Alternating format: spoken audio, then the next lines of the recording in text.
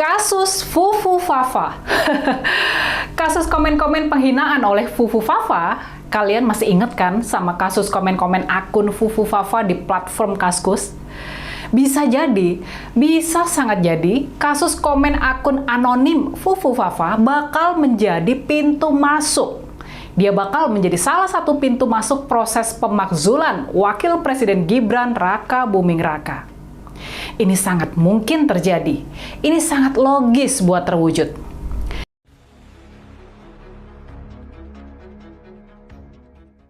Boleh dikata kalau benar Fufu Fafa adalah Gibran, dan ini tampaknya nggak sulit buat dibuktikan. Kalau benar Fufu Fafa adalah Gibran, maka komen-komen penghinaan, terutama penghinaan terhadap Pak Prabowo dan keluarganya, juga komen-komennya yang nggak senonoh, itu semua bisa dikategorikan sebagai perbuatan tercela. Walaupun komen-komen Fufu Fafa sudah diposting jauh-jauh hari sebelum Gibran menjadi wakil presiden, tapi tetap saja komen-komen penghinaan dan tak senonoh itu sangat tidak pantas dan merupakan tindakan tercela. Maka sesuai dengan Undang-Undang Dasar kita, sesuai dengan Undang-Undang Dasar 1945, perbuatan tercela adalah salah satu kesalahan yang bisa membuat seorang wakil presiden diberhentikan oleh MPR RI atau dimakzulkan. Jadi, sampai di sini sudah jelas ya konsekuensi dari masalah Fufu Fafa dan komen-komennya itu. Ini bisa jadi salah satu pintu masuk proses pemakzulan Wakil Presiden Gibran Raka Buming Raka. Gimana nih kalau menurut kalian? Apa kalian setuju sama argumentasi ini? Gibran sudah sah menjadi wakil presiden, menjadi pasangan dari Presiden Prabowo berdasarkan hasil pemilu dan putusan Mahkamah Konstitusi, tapi itu bukan berarti Gibran nggak bisa diturunkan di tengah jalan atau dimakzulkan. Setiap presiden dan wakil presiden yang terpilih secara konstitusional, kalau mereka melakukan kesalahan seperti diatur dalam Undang-Undang Dasar kita, maka dia sangat layak buat dimakzulkan. Jadi, buat teman-teman yang menganggap aspirasi pemakzulan Gibran adalah aspirasi barisan sakit hati karena kalah pemilu, kalian sebetulnya sama sekali nggak paham masalah dan nggak paham konstitusi dari negara kita. Ingat, setiap presiden dan setiap wakil presiden mereka bisa dimakzulkan. Aspirasi pemakzulan ini sesuai dengan konstitusi negara kita. Jadi, sekarang yang perlu dilakukan oleh barisan pendukung aspirasi pemakzulan adalah memilih kesalahan-kesalahan Gibran yang sesuai dengan yang disyaratkan sama Undang-Undang Dasar 1945 yang memenuhi syarat yang sudah ditetapkan dalam konstitusi kita. Jadi, terkait syarat melakukan perbuatan tercela ini, ada banyak tuduhan yang bisa ditimpakan kepada Gibran. Ada banyak tuduhan yang bisa ditanyakan kepada Gibran. Misalnya saja, yang sudah kita bahas, apakah Gibran memang benar adalah orang di belakang akun Fufu Fafa dan penulis komentar-komentar penghinaan kepada Pak Prabowo dan keluarganya? Atau pertanyaan lain yang bisa diajukan karena masalah ini juga sempat santer jadi gosip politik yang panas.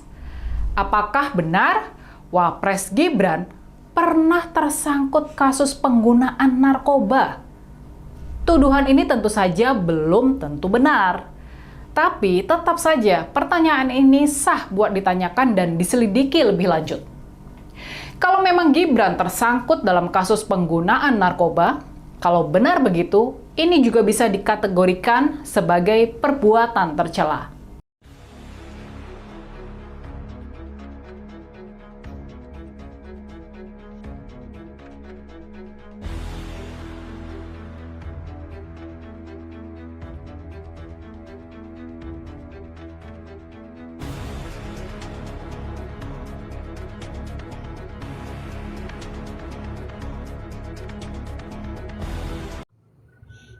Kami minta segera eksekusi, Pak. Jangan lama-lama lagi, kalau tidak dikhawatirkan nanti Bapak yang bisa dieksekusi sama rakyat. Itu. Sekian, Pak, narasi dari saya. Maaf, hati saya memang pedih sehingga mungkin mempengaruhi cara berbahasa saya. Sungguh saya mohon maaf. Terima kasih Pak Iya, Ot. iya. Terima kasih Bang Joni Hendra yang sudah menyampaikan komentar, analisa dan pandangan-pandangan politik Anda di Komal ini. Terima kasih. Sekali lagi saya ucapkan terima kasih. Halo Bang Senapan Angin. Halo Bang. Ya, ya, assalamualaikum, selamat pagi, Bang Bang, Altro. Waalaikumsalam. Ya, Pagi Bang. Ya, silakan Bang. ini Bang, Disampaikan komentar dan analisisnya. ya, Halo. oke. Terima kasih, baik Bang Altro. Kita di tengah situasi kisruh yang terjadi di negara kita saat ini, ya, seluruh rakyat Indonesia fokus menyorot ke TNI. TNI itu sedang diawasi dari segala arah ya. Dan di sini Bang, saya nggak bahas penting apa struktur di dalam TNI dan segala macam pergantian itu ada ahlinya khusus ya. Tapi di sini saya mau katakan bahwa pengamat militer ya seperti Ibu Koni itu adalah mata rakyat ya, telinga rakyat ya. Jadi mengamatinya apa yang dikatakan oleh pengamat militer, entah itu apa namanya itu penyelewengan, itu adalah bahasa rakyat karena beliau mewakili rakyat. Pengamat di sini pengamat ya, pengamat tata negara itu merupakan mata dan telinga rakyat di situ. Jadi kita tunggu aja perkembangannya. Kalau memang di tubuh TNI itu terjadi penyusupan, biarkan. Berarti dan itu dibiarkan, maka saya punya pikiran begini, oh memang negara ini minta tumbal, Bang. Tumbal darah. Kenapa? Karena memang pada dasarnya membangun negara ini melalui darah. Jadi mungkin haus darah tanah air ini. Jadi dia minta tumbal darah lagi. Tidak apa-apa, kita hadapi. Hidup ini adalah perjalanan. Pahit manisnya kenyataan itu ya harus ditelan. Memang adanya gini, mau gimana lagi. Yang penting Pancasila itu, ya negara ini semuanya sudah dibangun berdasarkan kesepakatan bersama. Cara kerja presiden, DPR, MPR, tentara, polisi semuanya sudah ada aturannya. Jadi ya sudah ada aturan mainnya. Jadi kita bergerak melihat itu siapa yang keluar dari aturan itu. Nah kalau kekisruhan ini sudah merembes dan merangsek masuk ke dalam pemerintahan, apalagi unsur TNI, Polri, nah, kita pada akhirnya harus bentrok lagi Bang. Karena biang keroknya itu udah jelas. Saya mau ngomong kasar tuh Bang. Mantan Presiden Joko Widodo itu ya kalau tidak mempan dinasehati, itu kita tidak perlu curhat, memelas kasihan Pak Jokowi tolong, tidak. Dia main keras ya, kita main keras. Keras itu harus ketemunya dengan keras ya.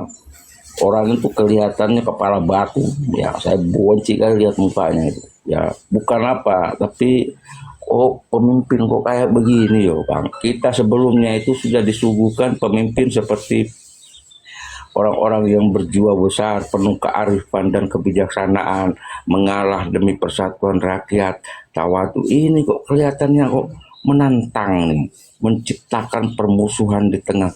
Kalau pemimpin itu Bang, kalau ada perbedaan di tengah masyarakat, kebijaksanaan itu ditampilkan untuk menyatukan perbedaan itu. Selesaikan dengan itu, penyelesaiannya itu adalah pemimpin. Kalau ada perbedaan seperti sekarang ini, orang-orang yang dianggap pemimpin Joko Widodo itu dia punya tanggung jawab ini. Tidak perlu Anda pernyataan itu seperti pernyataan menantang Pak Jokowi. Mereka itu dari kubu yang melawan Anda maupun yang pro rakyat itu sama-sama rakyat Anda Pak. Tolong Anda itu sebagai orang tua, Anda harus menyatukan kami. Kami ini tergantung Anda. Anda yang punya kebijaksanaan Anda itu yang ditunggu untuk meredam situasi ini. Semuanya itu kembali kepada Anda, Pak. Sampai darah terakhirnya memang anak-anak bangsa ini harus menumpahkan darahnya. Anda bertanggung jawab. Anda bertanggung jawab secara total karena Anda pemimpin. Anda tidak bisa mengelak. Apa Anda mau bikin negara lagi di dalam negara ini? Apa mau seperti itu? Apa mau mengganti Anda dan saya ngomong sama terus terang, Indonesia ini bukan negerinya Firaun, Pak ya. Orang itu ada batasnya loh. Nggak boleh. Ini nggak ada Firaun, nggak ada di sini. Nggak ada Firaun di sini. Kalau memang memaksakan diri untuk menjadi Firaun di sini, Anda harus tanggung konsekuensinya. Ini berat ini. Ini tanggung dan semuanya itu. Bahkan saya bilang gitu, Pak. Kekesuaran yang terjadi ini, mata dunia menyorot Anda, gitu, Pak Jokowi ya. Oh, Joko Widodo kok kayak begini ya. Dalam rumahnya kok ribut-ribut terus, orang tua macam apa ini? Nggak mau menenangkan anak-anaknya. Seperti itu orang. Saya nggak sekolah tinggi melihat negara, Bang, tapi kehidupan sehari-hari ini kan kita melihat negara itu kan kuncinya adalah kan orang tua, ya kan gitu. Kearifan dan kebijakan itu menjadi nilai value dari seorang pemimpin. Kalau Anda tidak punya sifat itu, Anda itu bodoh, goblok. Anda itu nggak ngerti apa-apa, nggak paham ya. Anda itu kalau saya duduk terus saya sandingkan foto Anda di samping Gus Dur, di samping Pak Habibie, Anda itu siapa sebenarnya? Ini orang dari mana ini? Segitu loh, Pak. Saya sandingkan foto-foto pemimpin yang terdahulu itu, foto Anda itu, saya bilang, ini orang ini dari mana ini? Kayak auranya kok beda, keluar dari lubang batu mana ini bilangnya. Kok bisa ada di sini? Nah, kayak gitu loh Pak Jokowi. Ini saya orang bodoh aja, tapi saya ngomong langsung Pak Ujung. Ya kalau Anda dengar suara saya, sekolah itu nggak bisa mendidik orang dari pintar ya, tapi orang itu udah didik harus jadi benar ya. Kita negara ini butuh orang benar, bukan butuh orang pintar, Pak Joko Widodo. Janganlah. Tapi kalau Anda memang mau kepala batu, oke, nggak apa-apa. Kita maju terus. Nah, demikian Pak Alto. Ya, terima kasih Bang Senapan Angin. Ya, karena waktu kita 2 jam ini sudah habis ya. Kita ketemu besok pagi ya. Mudah-mudahan kita dikaruniai sehat walafiat ya, sehingga bisa besok silaturahmi ketemu lagi. Sekali lagi saya sampaikan terima kasih kepada Bang Mas Singkong Keju ya, Bang Joto yang setiap hari ngikutin acara kita ya, selalu trending nih Bang Joto ini ya, soalnya selalu trending nih Bang Joto ini.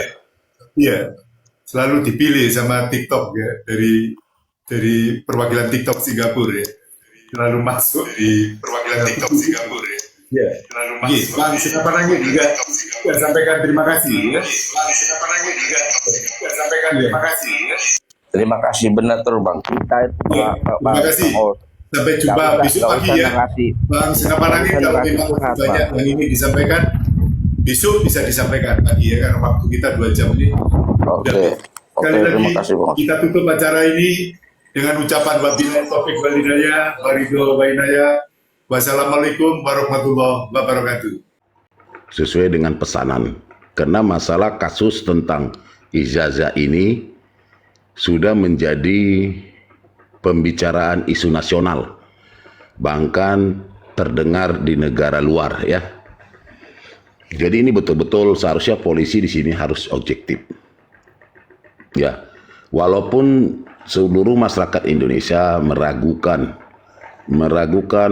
keprofesionalan tentang kinerja kepolisian dalam penegakan hukum, itu bukan rahasia umum lagi ya, karena sampai detik ini supremasi hukum kita masih miris kita mendengarkannya, masih jauh api dari panggang, masih jauh dari harapan bangsa dan negara ini soal penegakan hukum. Dan ini yang diharapkan sebenarnya pemerintahan yang melindungi para koruptor, melindungi para pengkhianat, melindungi para pecundang-pecundang di Republik ini. Bila suatu negara hukumnya dan sistemnya dan regulasinya tidak profesional dan tidak berdiri tegak lurus, maka mafia, pencuri, koruptor, perampok, dan kolusi bertumbuh seperti jamur di tengah-tengah hujan. Yang efeknya apa? Hanya sekian orang yang merasakan kemerdekaan yang luar biasa, tetapi 90% rakyatnya dan negaranya menderita. Itu dipastikan. Dan ini kita melihat bagaimana Pak Prabowo berteriak-teriak dalam pemberantasan korupsi. Lagi-lagi dia bicara tentang konsep hukum. Tetapi implementasinya tidak sesuai antara teori dengan praktek. Ya, dan ini menjadi bahan rujukan masyarakat bahwa Prabowo tidak mampu lepas dari jeratan-jeratan atau jebakan-jebakan pemimpin sebelumnya. Dan bisa jadi Prabowo gagal. Sementara ini selama 7 bulan ini kita anggap kinerjanya masih gagal dalam untuk penegakan hukum. Kalau dalam penegakan hukum gagal, harapan-harapan kita untuk memberantas korupsi, membuat rakyat sejahtera, membuat negara ini menjadi maju, itu jauh dari api dari panggang. Ya kan? Itu satu. Dan efeknya ya kembali ke ijazah ini. Sebenarnya kalau penegakan hukum kita ini memang sudah independen ataupun sudah teruji, kasus ijazah palsu ini nggak begini ribetnya. Nggak seperti main sinetron drama Korea-Koreaan. Karena ini dalam untuk pengujian ataupun membuktikan nggak sulit kasus korupsi ini. Apa kasus ijazah palsu ini? Nggak sulit. Dan ini bukan kasus baru di Indonesia. Banyak yang tersandung kasus ijazah palsu. Banyak, kemarin-kemarin tuh banyak kok. Ya, para anggota legislatif banyak tersandung dan banyak yang sudah dipenjarakan. Ya, baik DPR RI, DPR RD,